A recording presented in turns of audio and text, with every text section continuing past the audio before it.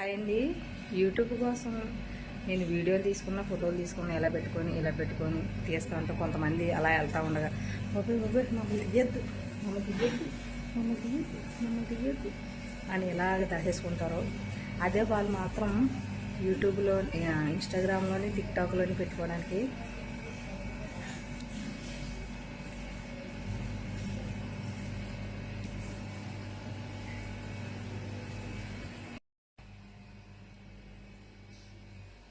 రావే ఫోటోలు తీసుకుంటా